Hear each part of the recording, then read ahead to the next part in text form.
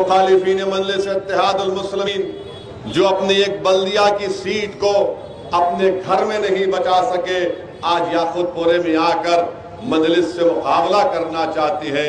کوئی بات نہیں، جمہوریت ہے، آپ ضرور آئیے۔ مجھے یقین ہے میدان میں مجلس کام کر رہی ہے، ایوان اسمبلی میں آپ کوئی مسئلہ دیکھتے ہیں، تم قائد مقنن اکبر الدین اویسی ہو یا مجلس اتحاد المسلمین کے دیگر اراکین اسمبلی ہو، وہ بے باک طریقے سے آپ کے مسائل کو اٹھاتے ہیں اور آپ کی آواز بن کر حکومت سے آپ کی تکالیف اور مسائل کو حل کرواتے ہیں۔ تو میری آپ سے گزارش ہے کہ 30 نومبر کے دن آپ اپنا ایک ایکٹ مجلس کے حق میں استعمال کریے۔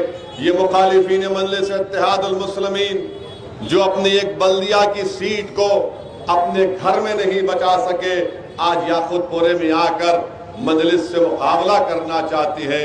کوئی بات نہیں، جمہوریت ہے، آپ ضرور آئیے۔ مجھے یقین ہے کہ پہلے سے زیادہ ووٹوں سے انشاءاللہ تعالی مجلس اتحاد المسلمین کو کامیابی ملے گی۔ میرے عزیز دوستوں اور بزرگوں، میں آپ کا شکر گزار ہوں کہ میں کیسے آپ لوگوں کی محبت کا شکریہ ادا کر سکوں۔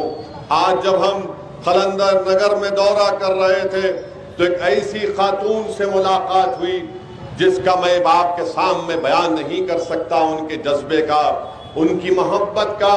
مجھے لے جا کر ہماری اس بہن سے ملایا گیا تو وہ خاتون نے مجھ سے کہا نہیں، بلکہ وہ کہہ نہیں سکتی تھی، گونگی تھی، بے زبان تھی، وہ اپنے اشاروں سے کہہ رہی تھی اور بتا رہی تھی کہ میں نے ہمیشہ مجلس کو ووٹ دیا، اور اشارے سے کہہ رہی تھی کہ اب کے بار بھی مجلس کو ووٹ دے گی، اور پتنگ کا نشان بتا کر اپنے اشاروں سے بتا رہی تھی کہ مجلس کا ساتھ دے گی۔